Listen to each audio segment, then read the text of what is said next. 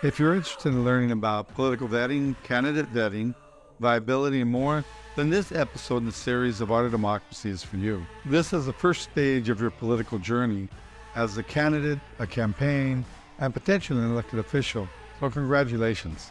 Keep in mind, this is only from my perspective. Over the decades, I have built my vetting questionnaire. I've applied it and I continue to grow it. And I'm certain that you won't find my vetting in a school syllabus or with any other consultants. I'm certain other consultants use the vetting, but I'm clueless as to what and how they do it. Allow me to share with you how I describe it and use it. For me, it's like a business plan or a syllabus, an outline, if you will. Think of it like an interview from an employment agency that wants to place you in a perfect job. They must know your interests, skills, background, and goals first. The vetting process is similar, but on steroids. Although my vetting sessions can take up to 4 to 6 hours, as I mentioned in my introduction episode, I will keep this session a little under that, I promise. And the way I'll do this is by organizing my vetting into 7 sections. I'll summarize the questions to be made more of an overview of their purpose and goals rather than a question-by-question approach. And I take much of what I gather in the process as truth from the candidate. I do perform a small background check, but good or bad, believing in the candidate has worked well for me. Plus, if I find out later that mistruths were given or outright lies, I'll leave the campaign. This episode is broken into the following sections. 1. Foundational questions. 2. Pre-interview requirements. 3. Political philosophy. 4. District and political knowledge. 5. Campaign structure. 6. Candidate matrix. And 7. Background. Let's discuss briefly the overall goals and needs for the vetting. A. I cannot present or represent the candidate or campaign to the community without knowing the base value and philosophy of the campaign. B. I cannot protect the candidate or the campaign without knowing the opposition and the bad and the ugly part of the candidate or the campaign. And finally, C. I cannot plan, strategize, or implement anything without knowing the candidate or the campaign's knowledge, team, structure, budget, or goal. Foundational questions. Here I have only about 11 questions, but 2 of them hold massive information for me because they are in the areas of free association. In other words, not what is that color, but rather questions that invoke a more deeper thought process. A third question gives me the basis as to whether the campaign is on a Tier 1, Tier 2, or 3 funded level. First question, why are you running? If they pause, then it might mean that they are being influenced to run from an outside source. Or maybe it's from a reflection on running and all the advice they have received. If their answer is given with emotions, then I might pick up that it's from a place of purpose, deep inside of them.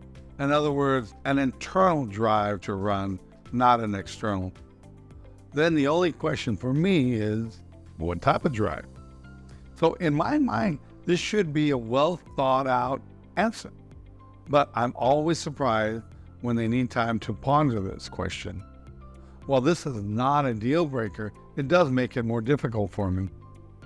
Second question, why are you better than all those that are running against you? Now this one digs a little deeper into their psyche. I mean, are they someone who knows what their goal is? Are they arrogant, or do they know humility?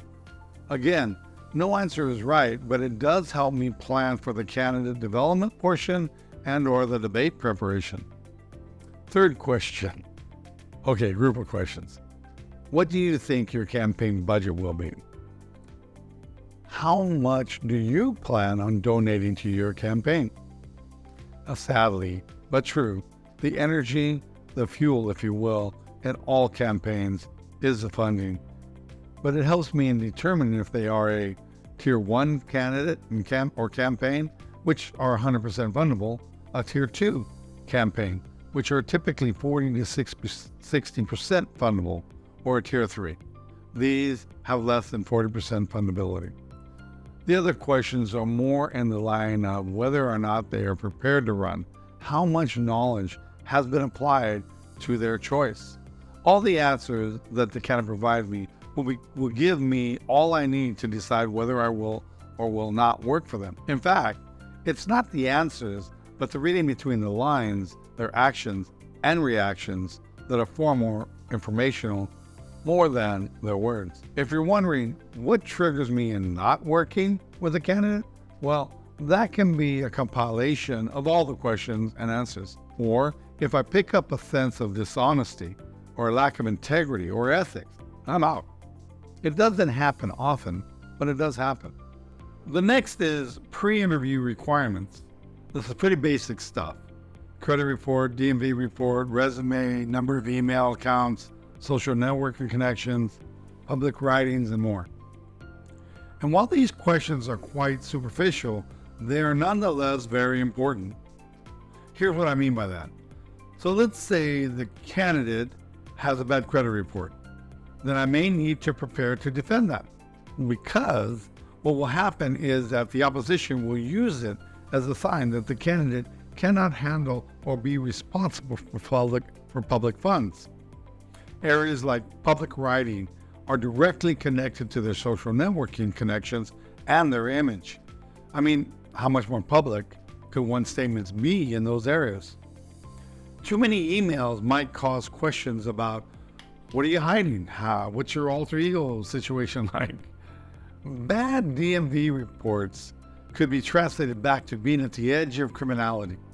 So you see, each question holds purpose and meaning to develop a strong strategy and plan for a good campaign. Political philosophy.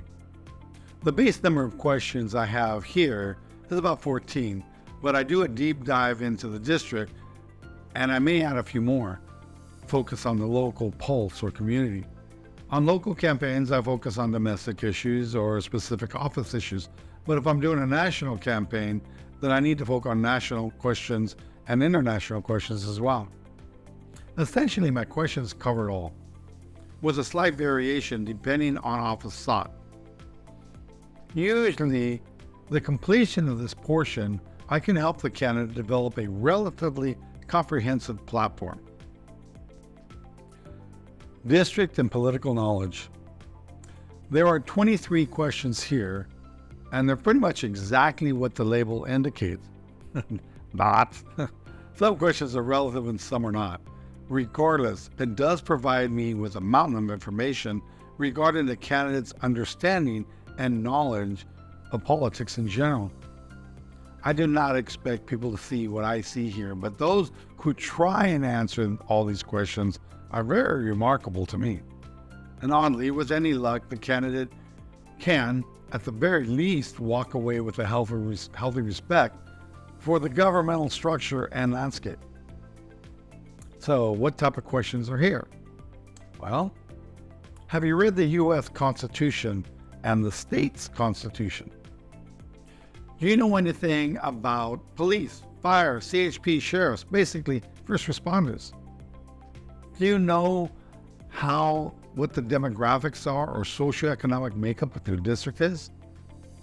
Do you know the history of the district, the organizational structure, committees, members, and budget? And you can imagine I have a ton more. Okay, 19 more. Regardless, this section I use for the candidate development and the shepherding program, the definition of which I'll explain in more depth in a future episode. Campaign structure. Here, I have no less than 25 questions. For me, this becomes the nuts and bolts of my work. As an example, do I direct and advise, or do I need to build your campaign from the ground up, or something in the middle? Each level of response helps me determine if I need to apply 5 hours, 10 hours, 20 hours, or more to the campaign. Of course, the end represents my overall contract and cost. Some questions here are foundational, like, do you have a treasurer, bank account, FPC, FEC, EIN number, etc.?